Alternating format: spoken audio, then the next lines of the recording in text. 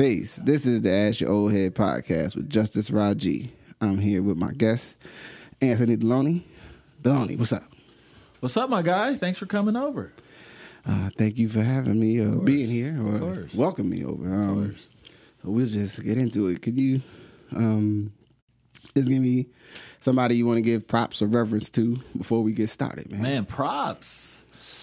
Ooh, let's see. I'm not going to be talking about my work too much during this next hour, but props to Tony Hobson Sr., basically a pioneer of service in North and Northeast Portland, just really been doing it right for a long time. And, there's people like myself I was thinking about the other day. I've been working here for 22 years, and there's not a lot of folks. I just saw somebody on Facebook saying, where are the black people at? I don't never see them. And that is not my issue. I see all of us every day. Indeed. And I'm blessed to say at no point in my 22 years have I had a non-person of color as my supervisor. So I don't know how many people can really, look at that. Yeah, and not that that's a bad thing. I'm just telling y'all. It's a feature. It's a feature. It's a reality. That's something special that I look and see that a lot of people don't have that opportunity. And Mr. Hobson has, made a lot of things accessible and real and live in a Portland black life that not a lot of people are able to do. So shout out to Mr. Hobson. Word up. Thank you. Sir. Appreciate that. And cool. So the first question I always start with is, can you share a principle or a standard, something that you live by that just one thing that you think is important to how you move through the world? That's a good question. I thought about this. It's a simple thing, but I think we overlook it a lot. It's in prioritizing and actually calendaring and writing things down that are important to you, right? I tell people a lot, don't tell me what's important to you. Pull out your calendar, right? And that'll show me what's important to you. And I guarantee that on your calendar, you'll have all the places you need to be for work, right? And all your business stuff. But I bet you don't have play with your son on there. Right. And those are the kind of things that I learned over time that, our time is the most precious thing that we have. And so, a lot of us get caught up in this committee and that committee and all that. And that's great. I mean, we need, people that are active in our community doing different things. But at the end of the day, your family, leisure time, date night, all those different things that, you need to do with your spouse and with your kids and with people that you love and reaching out. And that's probably the biggest thing that I've shifted into in the last 5 or 6 years is really sitting down and saying, man, I need to holler at some of these dudes that you value and that you respect. And you really have to calendar it out or it just won't happen. It'll keep getting pushed back. And so, that whole thing about prioritizing even the little things that we think are little, right, are important. And so making sure you write it down, calendar it, make it official. Did you have a come to Deloney moment or something that made you crystallize that value? It's funny. I went to it was like a time management training probably 15, 16 years ago. And I remember that piece of it. In fact, it was the training was I didn't know it was kind of a complete coincidence, was given by one of my friend's dad. And so, once I saw that, and then, just to be real, like we've had a tough couple of years here, right? In terms of losing young people to illness, to, violence, different things like that. And so all of a sudden, you start looking around and it's like, hey man, these are, you're at that place in your life. I'm 45. Right. And so you start realizing like, hey, man, at the end of the day, there's people out here that you love that, you don't connect with as much. And at the end of the day, you don't want to ever have regrets about, man, I wish I really got to pop it with him. And I really do believe in giving people their roses while they're here. And so that was one of the biggest things is like, man, sitting down and really prioritizing relationships and free time and really just going out. And if it's nothing more than just having lunch, right, you feel good that we've connected on that level and kept this relationship important. All right, I think that's interesting because there's thing that comes up sometimes is being intentional, and also the reality that you're not promised that someone's going to be around. Facts. And I've found sometimes that it throws people off a little bit. We're like, yeah, man, let's get a coffee, and they're kind of like, oh yeah, sure. And I'm like, no, really, let's really get a coffee, man. Like, 45 minutes. I'm not, there'll be, and I think part of it's fatigue. Some of it is you got a lot of people got responsibilities. And it's like, nah, man, I'm just gonna holler at you for 40 minutes or something, man, and then if I don't see you again for a while, we'll catch up. I mean, I look at it like, man, that's why we work. Right, so you can afford the time and money to go have a coffee with your friends, and not the other way around. And I think sometimes we prioritize it so wrong. It's like we work and we fill up our calendars, and then whatever is left, right? We trying to sparse that out to the people that we love about, and that's one of the things that really is been pushed at the forefront just in the last couple of years for me. All right, thank you. Of course. So, relationships, broadly defined. Yeah. Is there something that you understand better now, where you're at in life, that you maybe didn't do so well as a younger man? So I still consider myself young for all y'all out there. Nah. No, well, like I said, younger. You know what I'm saying? Because there's young and there's younger. I'm messing with you. Indeed. I think I'm still growing, right? You learn something new every day. I've always, I said I wasn't going to talk about work, but here's one of the principles, right? When you're working with kids, right, one of the things we learn is that whole the 3-to-1, right? When you're working with kids, you need 3 positives for every 1 negative, right? Because those negatives can be so heavy for somebody that you almost have to build up goodwill before you can deliver some of the bad news and different things like that. So I've always used that strategy. In fact, I think my own strategy has probably been more like 6 or 7 to 1, right, versus 3 to 1, because it's important, right? But I would say that I think that is universal. Right, I think that's not just great for kids, and I think that's something that works with any relationship that you have. Is if the only time, right, you ring my line is on some nonsense or on some drama, I don't really want to answer that no more, right? Because your ratio is whack. Right, you know what I'm saying? And likewise, though, it's one of the things that so when I'm delivering information, and I don't have to wait for the drama. I want to tell you some good stuff, man. I learned that even from teachers. Like, man, I'm calling home not because you're in trouble. I'm calling home because your kid's doing great, right?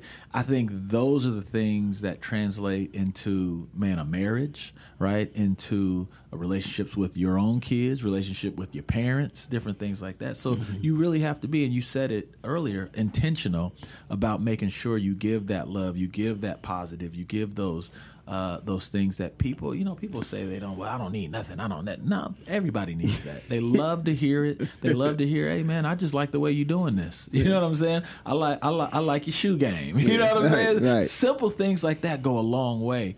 And no man is an island. And to be honest, the people that say that the most, oh, I don't need that, man. They need it the most. Yeah. They really do. And so I really try to be intentional about giving the love, because we already know, life is life. So negative things are going to come, but I feel that the more love that I give on the front end, it makes it easier to come with that negative, because you know who I really am. Mm-hmm. Is there anything with like those experiences with building different types of relationships in a lot of different spaces? Anything that you've picked up as either even a tactic or I do this intentionally to kind of at least extend the bridge? Like, is there any wisdom you can give? You can give on making a connection with people. I try to be a straight shooter. You know what I mean? I mean, that a lot of times we try to finesse things and everything else, but at the end of the day, people, I think, definitely want to hear the truth. But even when you're saying the truth, it's important to say it's my truth. This is how I see it, right? And really owning, this is my opinion. This is what I see. I don't know everything. I could be wrong, but I think that telling your truth, that you see it, is really important, and not necessarily giving people exactly what they want to hear, because again, that doesn't move the needle at all. So I think that I would say that that's probably one of the bigger things, man. It's just really right owning it. This is me. This is from my heart, and hopefully because we've done our 3 and 4 and 5 to 1, we've had that. You can receive we've had that trust. You've been building that trust that when I come at you with the other thing, you're not going to take it. Hopefully, but I mean, we've all had that. Got that buddy that no matter what you tell him, hear none of that. Man, you tripping. Why you always try to take me down a notch? It's like, yo, I love you, man. It's love. I'm just letting you know what I see. Some sneaks is whack, man. Those is bogus. Why'd you buy those? Boo. Word up. So, third question, then we'll make a pivot. Yeah. So what's just something that's really important for you right now in your life? Just something that's... I'm glad you asked that. Community, man. Community. I think it's always been a passion of mine, right? You don't stay at the same place for this long without passion. But I think it's branched off even more into different ways. And so we were talking earlier about the Numberz radio station that we started last year, and people really understanding that this has never been about music per se, right? It's been about building more community. So that came out of the idea, and again, I'm for all 22 years here, I've driven 85% of the same route. Right? Seriously, I've lived in about 3 houses during that time, all kind of in the same area, pathway, right? And it probably was 3 or 4 years ago. You don't notice, right? You don't notice necessarily your kid grew, right? Because you see him every day, right? Somebody else comes like, damn, he done got big, right? Those are the ones, right? And so I hadn't noticed how much our neighborhood had changed. Right. It just slowly drop by drop, piece by piece, it had changed. Right. And so for me, it was sad, man. I'm telling you, I pulled to the side of the road and just looked around and I was like, man, where am I? Right. And all of a sudden you got people jogging and walking their dogs looking at you strange. Like really like, what you doing over here, bro? You know what I'm saying? I mean, we know that look. And man, it crushed me. This is literally, I mean, I'm born and raised here. I don't count the 5 years in Cali. You know what I'm saying? That 5 years California. I don't count those years. But I'm born and raised here, and to have people look at you sideways because we don't fit, right? I'm off Kirby. You know what I'm saying? I'm off a commercial, and they looking at me strange. And so, it really was kind of a huge moment for me where I said, we don't have necessarily, like we can get out and with a picket line and say, give us our land back. Yeah, that's probably not happening, right? I mean, gentrification, we're not in the midst of it. It happened, right? And so for me, I think the whole idea about community came about with this Numberz. Like, okay, well, maybe we don't have the same physical communities, but maybe we can create our own. I mean, if you look on Facebook and different places, all of a sudden you see people able to talk and conversate, and it's not always positive necessarily, but you got a lot of people talking and sharing information, and that's exactly how I viewed the Numberz. I want to get you in with music, and because we love music and we make the best music on earth, I have no problem saying that. Every good piece of music comes from us, right? And then is the derivative of us, Indeed. Right? I think, but that's how we get on board. And now that I got your ear, I want to tell you about, man, they hiring at the post office. Right. I want to tell you to go get your colon checked. Yeah. I want to tell you about, diabetes screening and weatherizing your home, right? Once we got your ear. And that's just another way for us to build community. And so for me, that's really been a passion project of mine. Nobody's making money. It's all volunteers. But it's important, and we've got a lot of great feedback around it, and it's also featuring people from the community, right? Everybody can't be a DJ. Everybody don't know how to scratch. Everybody can't rap. Everybody can't sing, right? But everybody has music that they like, and so one of the features that we do, we find people that are dope in our community and tell them to put together their best playlist, and we feature that because everybody can be a part of this. Word. Yeah. So what was the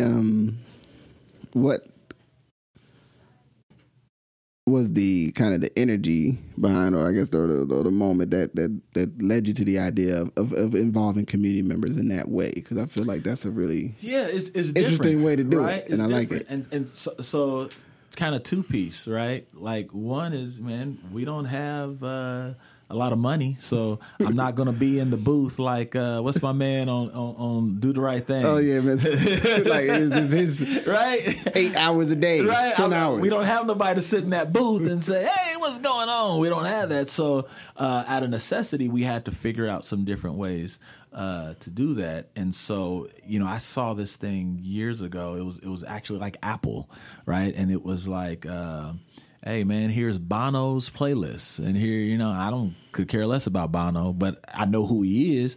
And when I looked on his playlist, he had some Michael Jackson, might have had some Tupac, and it just kind of blew me away in the sense that, right, here's this mega rock star, right? And this is to let you know how long ago it was. Bono ain't been a mega rock star for a long time, but you got all this different kind of music, and then you had him say why this makes sense to me, right? I almost look at it like, I don't know if you ever watch that old show.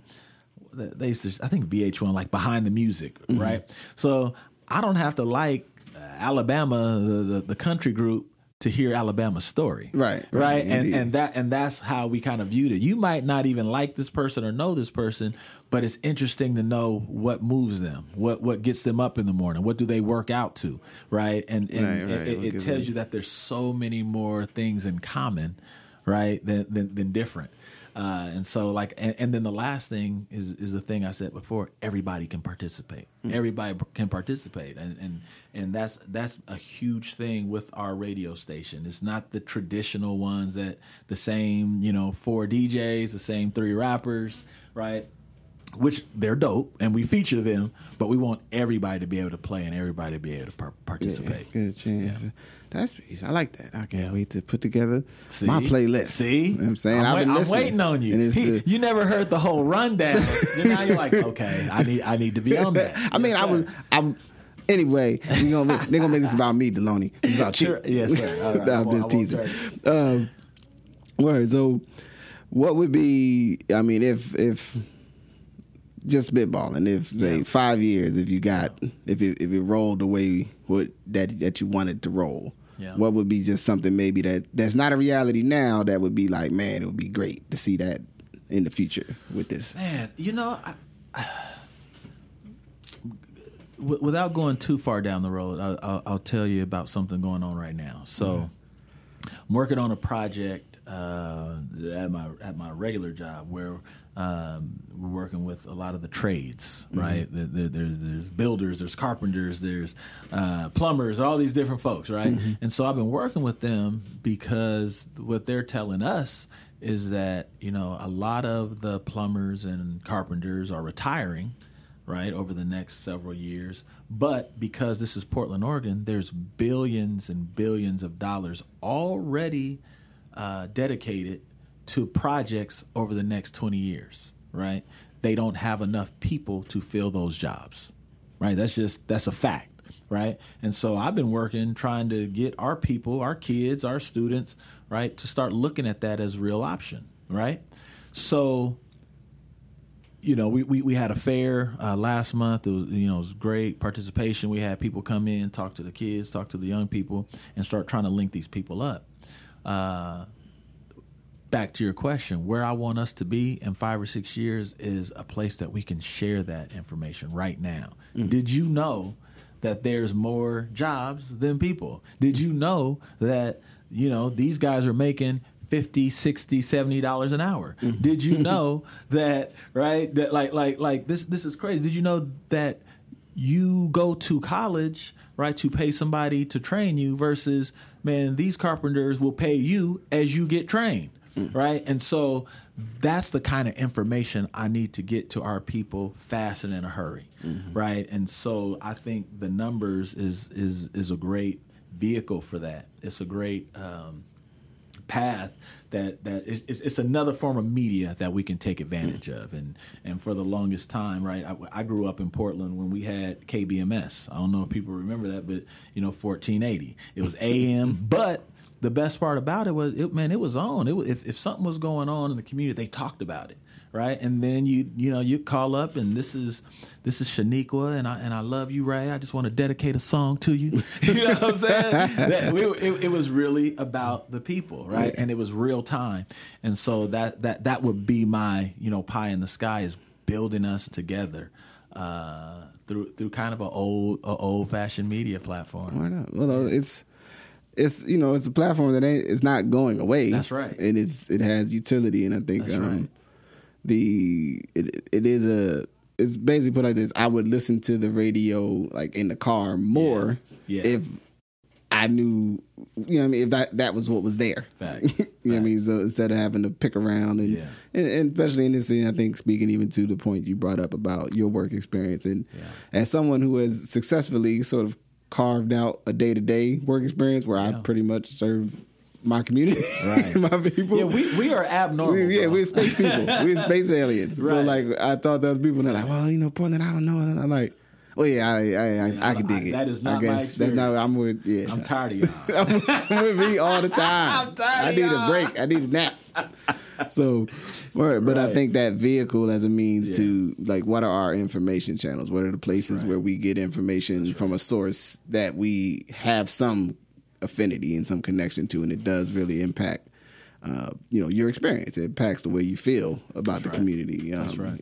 Instead of just no shade to the local whoever, I don't know what the top 40 station is, but whoever they are, they got a national model and they're doing their thing. And that's literally right? The music that they put on, somebody in New York at headquarters is saying, this is the music that you will play. This is when you will play it. This is, you know what I'm saying? And here's the 7 songs that you're going to make sure that they listen to over and over again. Now, you can use your own head about how sinister that could be if left in the wrong hands, right? And that's not us. It's 100% people of color making those decisions about what we play, when we play it, and how we play it. Yeah, well, I appreciate you. Yes, sir. So, got 2 directions. One, I wanted to ask you maybe a question about leadership. Okay. And then I want to maybe ask you a little bit of sports question. I always got to talk about leadership. Let's talk about sports. All right, let's skip Come on, man. All right, man. All right, then. Look, if we got time, we'll come back to leadership. We'll come back to leadership. All right. So there's and I know you do coaching around several sports, actually. You coached everything. Coach everything. Baseball, basketball, football, everything. What is something that you see in coaching that you just feel is really problematic? That's just like, why are y'all doing that? Like, what's something that's been grinding your gears these days? And there's a point. That's a great question. So I've had the I guess the luck, the privilege of taking an AAU team from like 3rd grade. Right, just the babies. Yeah, going all the way up through high school. Right, I didn't coach as much as high school. Kind of stopped in 8th grade, but helped out here and there.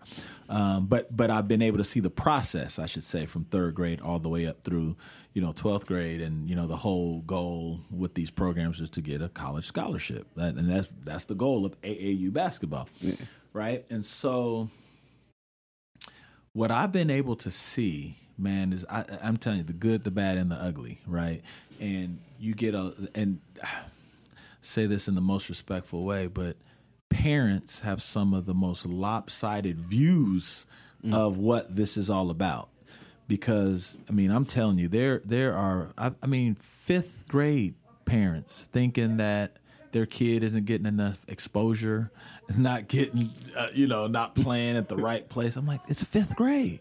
It's 5th grade. No, there's no college coaches here. And so the biggest, I've been doing this so long, I got some quotes that just make so much sense. And I say this all the time. Listen, if you're playing a game, AAU, whatever, and there's no college coaches there, you're playing summer league, right? It's irrelevant basketball, right? And there's nothing wrong with learning and skill, but thinking that somebody cares about your 6th graders 25 points and 11 assists is silly. It makes no sense. It's not backed up by any fact. And so my son is a pretty good basketball player, right? So he had to go through the process, and he wound up getting a scholarship, right? Well, through the process, I was able to talk to a lot of coaches, and I'm just that dude, right? I just got now that I got your ear, let me ask you this, right?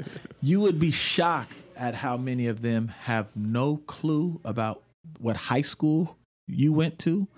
They have no clue about how where Jeff played Grant and Grant played Jeff, and then Lake Oswego. They don't know these schools. How it works nowadays is all done in the summer tournaments. Right, you don't go with your high school. You go with your club team, right? Because once you start talking to them, you realize they don't have budget. Yeah, they don't right. Have budget, they don't have budget to fly around from city to city to watch one guy. What they do, let's take the Nike tour. Right, there's 5 cities that they go to, that the Nike tour goes to. So we're not going to 40 different cities. We're going to go to these 5 cities, sit in a warehouse gym, and watch the best 500 kids play right in front of me. That's it. So when you get your shine, that's the opportunity to ball out, right? Because at some point you got to be able to play. Mm-hmm. But everything prior to that, I don't want to overemphasize, but it was irrelevant. I've seen guys that barely played on their high school team, but show out down at these tournaments, scholarship. Right. And that's the reality. And so I remember, this fall, into the summer, talking to a lot of these coaches, right? And they, and I'd be always say, "Hey, thanks for coming. I'm glad you like ADs." So they won state championship with Grant and Jeff, and they're who? we don't know none of that. Okay, sounds good. Did Adams ever play? Was Adams there too? We saw him in Atlanta in the AAU, and that's how they do it, right? And so it's really sobering because so many of these parents are really trying to jockey and get into the right high school, not understanding that it doesn't mean that much. That if you're paying thousands of dollars, right, for a traveling team in the 7th grade, go get your money back, right? Nobody's there. Nobody, unless you're LeBron Jr., nobody's there in 7th grade. Mm-hmm. And it's frustrating because a lot of these parents try to live through their kids, right? And, I understand.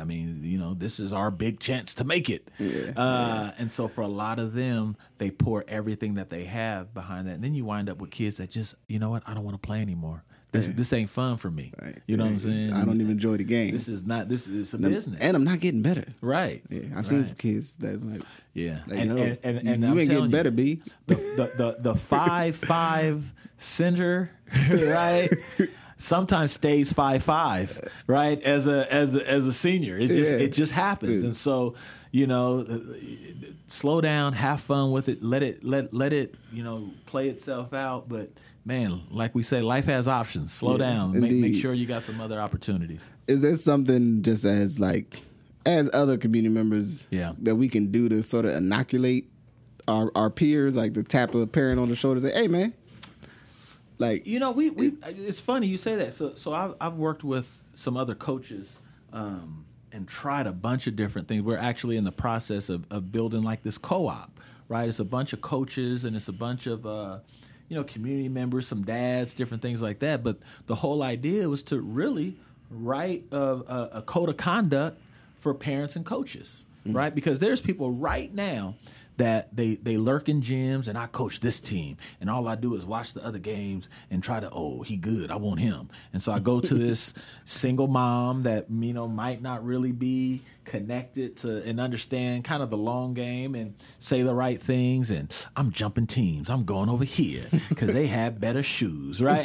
That's how they do it. And so back to your question about inoculating, right? We want to just have information, right? Like the whole big old long thing I went on around college recruitment doesn't happen in 6th grade. Sorry, it doesn't. Everybody don't know that. If you don't have somebody that's really been through this a couple times, that's new information, because everything you see on TV and different people telling you, well, he's got to be the best now. He's the best 7th grader on the planet. He's ranked. You know what I'm saying? It's like it does none of that matters, right? But unfortunately, that information is not out there all the time, and so I think that's kind of one of the things that we're trying to work towards. We're trying to work towards some rules, even from coach to coach, like, hey guys, we got to see each other in gyms week after week. Let's set some bylaws. Let's set some rules. We won't recruit each other's kids during this time period. Right now, after the season, everybody can do what you do and everything else. But let's be respectful of each other, right, during these time periods. Because again, if that's okay for you, but it's not okay for me, you're the bad guy in my eye. Versus like, no, that we just do things different. But if we set some rules, then we can all look and say, man, I got you. I'm gonna sign it. Say less. You know what I'm saying? I understand how you view this. Not exactly how I do it, but we have some bylaws that help us. And so that's some of the things that we're trying to build into the whole, young player basketball stuff that's going on in Portland. Yeah, well, I think to me, the overwhelming value of youth sports across type of sport, gender, whatever, is it's a great opportunity a lot of times for especially kids from certain communities to be with other people from their community in a space where that person is the authority, and they're teaching you, and you can have some fun, and you can have these experiences. You can play kids from other neighborhoods, other parts of town you don't know that well, whatever. That is hard to do any other way, right? Yeah. So when you have access to like organized kids sports, it's a lot of fun. And it should be a great learning space. It should be a place where you can share information with the kids, and like that's always to me the biggest opportunity. That's everything. It's fun, it's recreation, it's confidence, right? It's all those things. And I tell people all the time, if your coach isn't saying these things all the time, you might be in the wrong spot, because let's not forget. I mean, I love to start with the numbers, right? I mean, if you look at PIL basketball, for instance, man, 1 or 2 guys a year are getting full Division I scholarships, right? 1 or 2, just to be real. Sometimes 3. You know what I mean? And so all the drama and all the mess and all the I'm stealing this kid and I'm charging all this money and I'm traveling around. 3. I mean, so we probably need to change what the goal is. The goal shouldn't be, right, to get this scholarship. The goal should be to get some great confidence, to build up your college resume, right, to be in great shape, right, and back to how we do things here at work. But man, at the end of the day, I also know that if you're working hard and practicing with somebody from 4 to 7 every day, there's also some things that you aren't doing. Right. You see what I'm saying? You can't get into too much come on now. Extra stuff. So those are all the things that we should be pushing up, right? And then the rare kid, right? I think the numbers say that in the United States, 3% of kids, let's just take basketball, 3% will play after high school, right? 3%. 1% Division I, 1% Division II, 1% Division III. So for the absolute dream to get a D1, 1% of the kids playing high school basketball in the country will get a Division I scholarship. So that creates why, that should never be our goal then. Right? That can't be our goal. I don't want to do nothing where 99% of y'all are losers. Right. We all losing. Y'all ain't nothing. Right? So we got to change the goal and change the conversation about why we do this. Word up, man. So I'm going to take you out on 2 things. I know you are let's just both of our respective teams in terms of the football are out of this. You know what I'm saying? I'm a Giants fan. I know you're a Broncos fan. You know what I'm saying? Yeah, we're terrible. It's ups and down cycles. You know what I mean? You get cycles, you go good. And don't get it twisted. We just won a Super Bowl 2-3 years ago. We good. As I like to remind, as a Giants fan, I like to remind the Cowboys fans, y'all ain't won. Y'all won 2 playoff games in 20 years. 20 years. So settle down. Stop. Every time y'all get a little. That's right. I'm hating on you. They are the Take worst. it. Listen, and I'll say this. I'm okay actually with the Cowboys. I can't stand they fans. Yeah. Cowboy fans, you are the worst. You heard it here. What is something that just with the with the social context and everything else with football, I've had an ambivalent relationship with football just in general because it takes a lot of your time if you start watching it too much. Facts. And I stepped away fully for the way. And this year I sort of at arm's length, who's winning, who's losing, not that big a deal. What is something that you think? Is there any gesture or overture the league or the teams could make that could improve this dynamic? Man, I'm gonna tell you, I think the easiest one would be to give Colin Kaepernick a job, right? I think when you talk about your split, and I think about I wouldn't say a split, but more of a step away for a little bit, it really is based on race. Mm-hmm. I think like basketball, right? It's well, I don't know what the number is. Probably 85% us running around out there. Mm-hmm. But then when you turn around and look at the coaches, man, it's probably like 35-40% coaches, right? Yeah. It makes sense, right? We come up through the program and, right, we some of the best ones to teach what we just, right? And so, I mean, in terms of the visibility, in terms of the stars, right, basketball is kind of the model, right, in terms of, LeBron steps out and takes stance. I mean, it's not always 100% correct, but he ain't scared to say it. Yeah, right? He has a position and a perspective. That's right. And he's going to put it out there. Football is probably the complete opposite, right? In basketball, you can get one player that's really, really good. He can change that franchise's trajectory for the next 10 years. Look at Cleveland, right? One guy, billions of dollars because of one guy. Football's not like that, right? Football is 11 guys on offense, 11 guys on defense, a punter, a kicker, right? So all of a sudden you start talking about 25 starters and specialists, right? So one guy is important, but not that damn important, right? And if you don't do what we tell you to do, we will get rid of you, no matter who you are. Even some of the, the quarterbacks are the top of the food chain, and the majority of them are white. Right. And they actually tell these brothers as quarterbacks, hey, man, cut your facial hair. Right. You are our front line, our advertiser, our everything. Right. Mm-hmm. On top of all that, now I'm going to put a helmet on top of you. Right. Right. So you could be an incredible player. I tell you that, Todd Gurley was probably the MVP of most fantasy football teams this year, right? I don't know how many touchdowns he had. 80% of the people would have a tough time pointing him out in the lineup. Yeah, I don't know what he looked like. I know he killed right now. I'd be like, yeah, it's a big dude. Yeah, you're a big dude. That dude's big. What'd he do? And they know that, right? They know that, and there's so many people that want those jobs, and they've done the math around commodities and which position is more important than the next position. And so our leverage in football is so bad that's why you see such a problem. Like, I mean, I was talking about the Cowboys, but I don't think the Cowboys have ever had a head coach or a offensive coordinator or a defensive coordinator in their history, a black one, right? Head coach, offensive coordinator, defensive coordinator, not a single one. Now, I haven't done the research. I'm in a chat, and I'm always, tearing up these dudes. We stinging back and forth and everything else. But that's crazy, right? The representation is so lopsided when you talk about leadership versus the players, right? And so only in football would you see a situation like Colin Kaepernick, where this guy can play. Now, nobody's going to tell you he's, Joe Namath, but his stats would tell you that he should be on a roster. When you look at other people, it's like, come on, man. He's worth let's bring him in and see what he got. There are some absolute complete bums on rosters, right?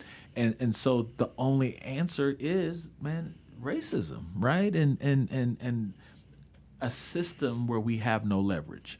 And so it's problematic. It's not good. It's there was boycotts, there was different things, and I really don't know, because unfortunately the more we talk about it, the ratings keep going up. Yeah. So I will say that it's a uncomfortable relationship right now that we have with football. Yeah, no, I what I'm saying, like I walked the initial season, I said I'm just going to tap out. Yeah, which also turned out. I mean, I really like tapped out. Like I didn't know what the records was. Right. I didn't know the Eagles was winning, which I hate the Eagles, but I didn't know. I got to the end of the season. They're like, "Oh man, the Eagles in the Super Bowl." I was like, "What?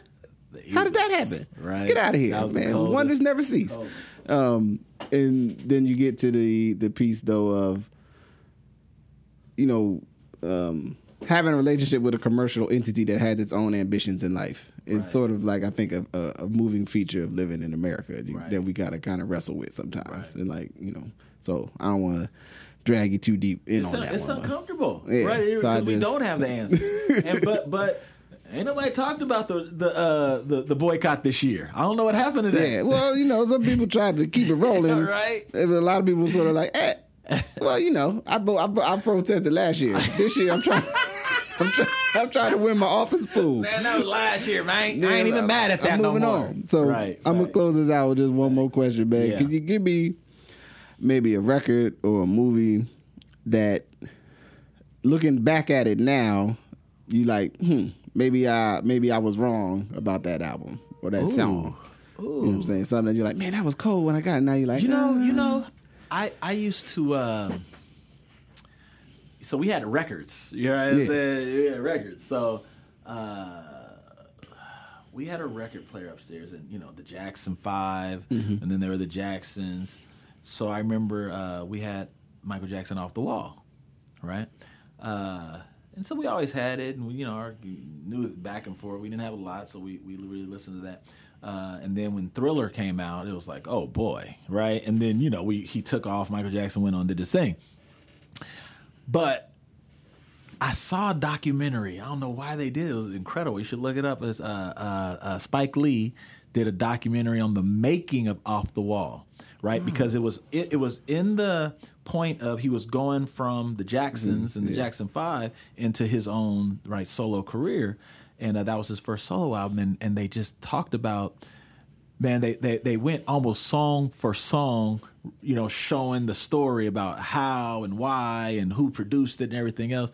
Man, that after the documentary and you figure out and you realize how they made it, man, that album just shot right back to the top for me. Yeah. It's so underappreciated. Oh, no. Right? The Quincy Jones at his peak, you know what I'm saying, with Michael Jackson is undefeated. Yeah. No, I had to have a grown-up moment and decide. I was like, wait a minute. Yeah. Off the Wall is way better than Thriller. It's better. It's just better. Fact. That there's no conversation. So I don't know how. So I think I was in fifth or sixth grade. I think when Thriller came out. I don't know, but the curl, the swag, the Billie Jean, all that stuff that was hot until you go back and the grown up loves Off the Wall. Yes, word up, man. Have you seen this? Have you seen? No, I haven't seen the documentary. I'm at the Walk. Run, don't walk. Go get that. It's outstanding. I'm gonna go find it. Outstanding. Deloney, yes, thank you for sharing with me. Of course, I really appreciate it, and maybe we might get you back on for a more topical conversation. Maybe we can talk anytime. The '86 Super Bowl anytime. I don't know how you felt about it when the Giants put the beat down on the Broncos. First and foremost, I'm just saying. So you got to remember, I was a Bronco fan all in high school. So I think we went to three of four. It was terrible. It was hard being a Bronco fan during high school. We was getting drugged by the Giants, drugged by Redskins, drugged by the Niners. These are all legendary teams, right? But we got that Mile High Salute, 98, 99. That's when we got it back. That's when we got it back. Appreciate you. Of course. But again, as I was saying, thank you, for the work that you do in the community. I will, we'll find a place, and I will be working on that playlist for you, as we talked about that. And I'll make sure also in the show notes and everything to have links so people can listen. Because you can listen on the internet. So even if you're not in Portland, stream it anywhere. You get in there and get you a listen. I was in Vegas listening to the Numberz. See? It's the future. Yes. All right. Anything for the good of the order before I let us go? Man, thank you, brother. You do a great job. Like I said, you're not some dude that's just jumping in here. This is what you do every day. And you're finding different ways to connect people, and that's what I'm about. So we appreciate you. Word up. Well, appreciate you, Deloney. This has been the Ask Your Oldhead podcast with Justice Rajee. Peace.